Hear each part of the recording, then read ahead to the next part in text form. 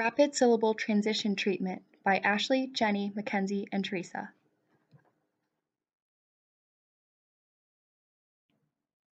REST is a treatment approach that targets underlying motor planning and programming problems that are typical in children with childhood apraxia of speech, or CAS.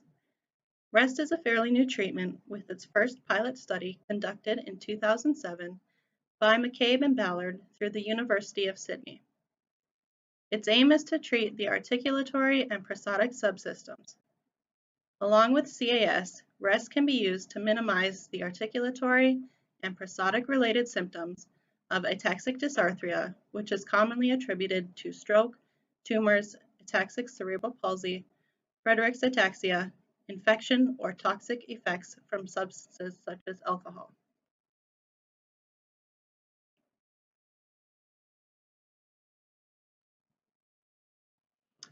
REST is a remediative treatment that uses principles of motor learning or neuroplasticity to restore regular or learned movements used frequently in general motor plans. With a training phase and a practice phase, REST specifically uses pseudo words with varied stress and sounds as a way for patients to learn other words and fix real-world productions. Motor learning that are used throughout the phase.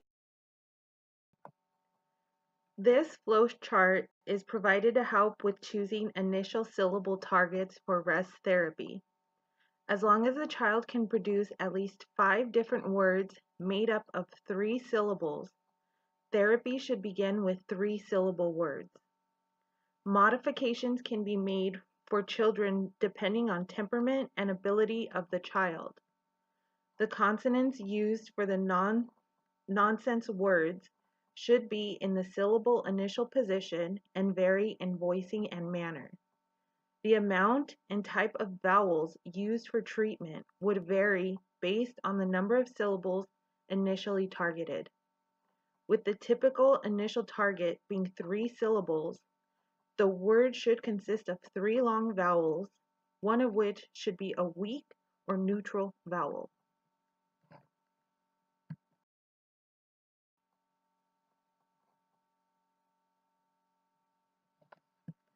The training phase corresponds to pre-practice in the motor learning literature. The training phase consists of 5 steps. Step 1, explain to the child that they need to exactly match the way the clinician says the word. Step 2, explain how to match the sound, stress, and smoothness. Step 3, the clinician randomly selects words for training for the first session. Following sessions may use words the client struggles with in the previous session. Step 4, provide cues on how to make the correct productions, such as modeling, self-evaluation, or playing back a recording. This incorporates knowledge of performance. Step 5, repeat all of these steps until the child makes 5 correct productions of any pseudo words.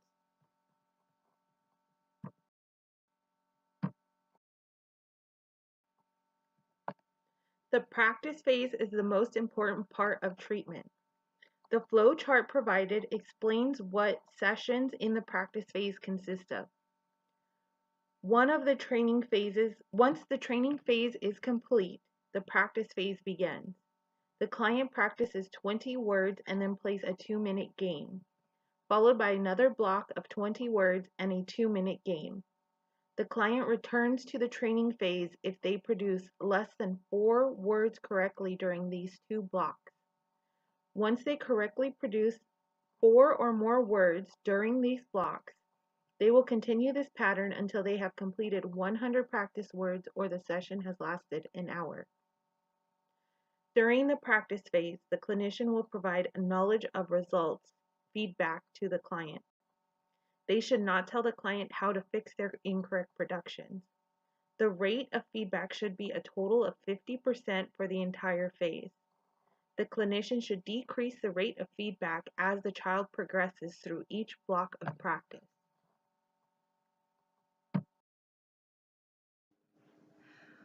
Knowing when to increase the complexity of target words can be explained using the flowchart provided.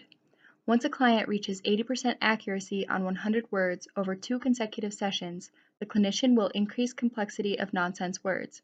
For example, once a child reaches 80% accuracy on 100 three-syllable pseudo-words over 2 consecutive sessions, the clinician will increase the target complexity to phrases. Now we'll show you a demonstration of rest therapy and provide a little more information about the treatment in a video.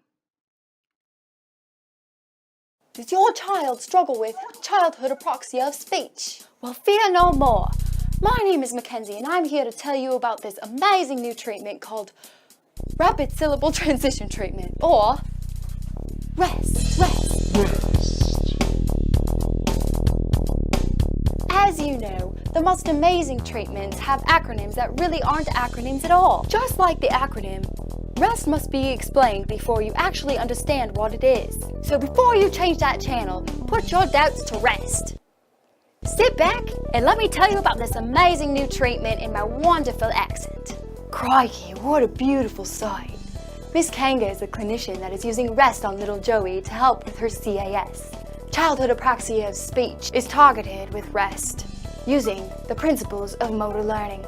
Here to teach us more about the REST treatment, or rest therapy some say, is my mate Jenny. Hey y'all, I'm Jenny. The first step in the rest treatment is the training phase. During this phase, Miss Kanga is going to explain to little Joey that she must imitate the words she says in the exact manner that she says it. Then she explains how to match the production using the same sounds, stress, and smoothness. Miss Kanga then selects random nonsense words and provides cues on how to make the correct production. Little Joey repeats all of these training phase steps until she makes 5 correct productions of given nonsense words. Knowledge of performance is the type of feedback used in this phase, given immediately after every trial.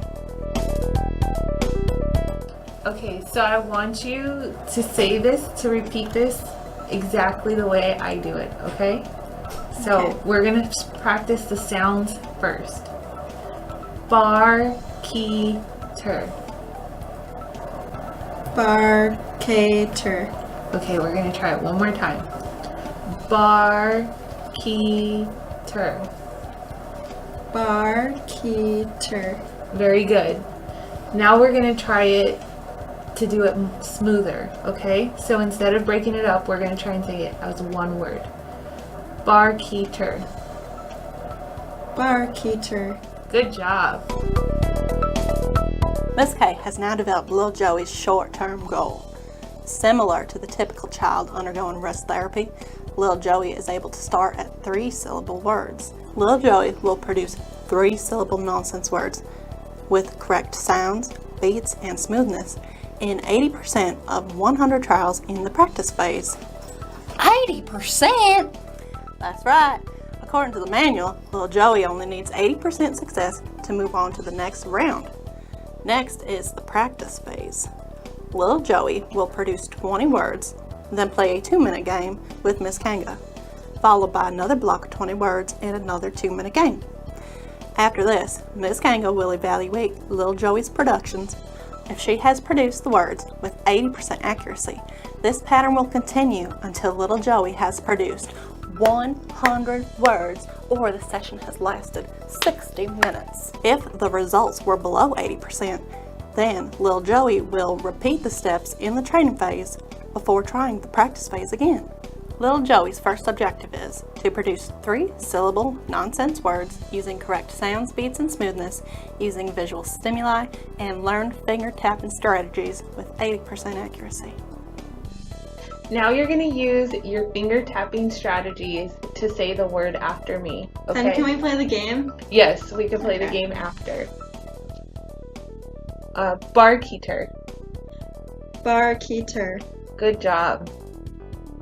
Key barter. Key barter.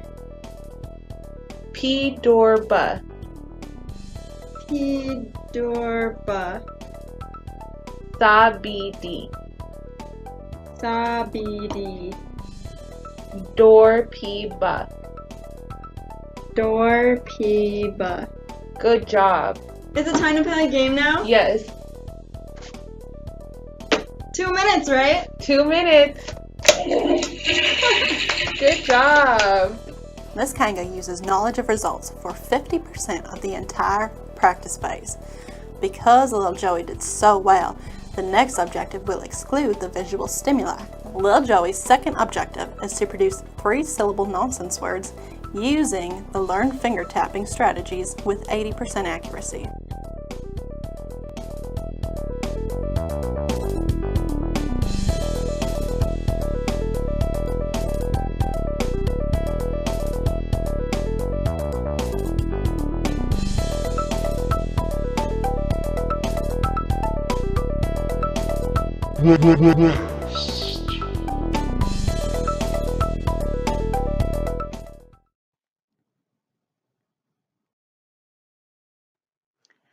Here is a chart providing more information on the principles of motor learning used throughout REST therapy.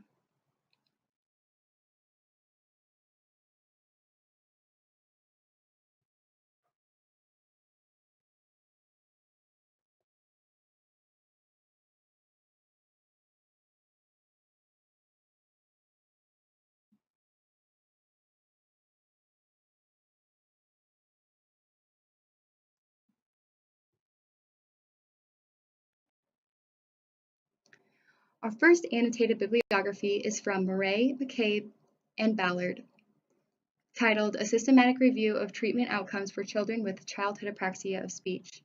This article used 9 databases to assess 42 peer-reviewed CAS treatment articles between the period of 1970 to 2012. 23 of these articles were assessed in more detail due to their 2B rating. The authors identified 13 types of treatment approaches, 6 motor, 5 linguistic, and 2 AAC. Of the 6 types of motor-based intervention approaches, the integral stimulation, DTTC, and the rest demonstrated the best treatment and generalization effects.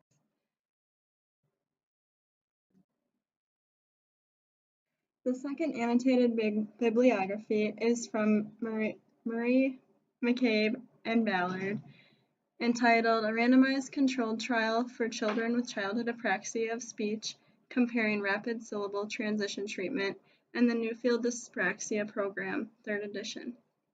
This article compares rapid syllable transition treatment and Newfield Dyspraxia Program. These approaches both had significant treatment effects.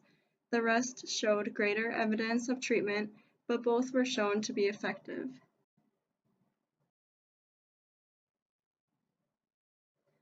The third annotated bibliography was from Thomas, McCabe, and Ballard, entitled Rapid Syllable Transitions Treatment for Childhood Apraxia of Speech.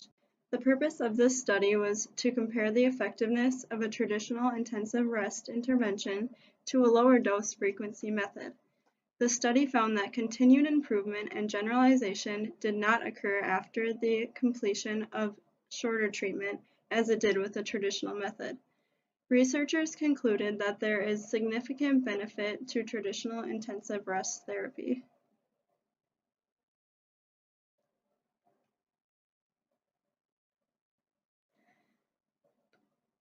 The Murray, McCabe, Ballard, and Thomas, McCabe, Ballard articles ranked as level 2 on the Schlosser and Regavendra level of evidence hierarchy. The Murray, McCabe, and Ballard 2014 article is a systematic review ranking as level 1 on the hierarchy.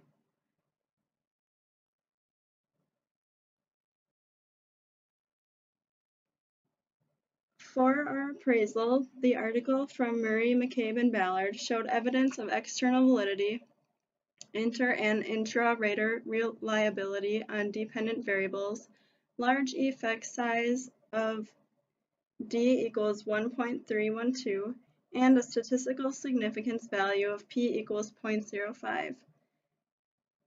For the second article of Thomas, McCabe, and Ballard from 2014 showed evidence of internal validity, high percentages of inter and intra-rater reliability for phonemic transcription and judgments of accuracy, stress, and fluency, large effect sizes, but no evidence of statistical significance. Our third article by Murray, McCabe, and Ballard showed evidence of external validity, 96% intra-rater reliability, and statistical significance. It did not have evidence of a large effect size.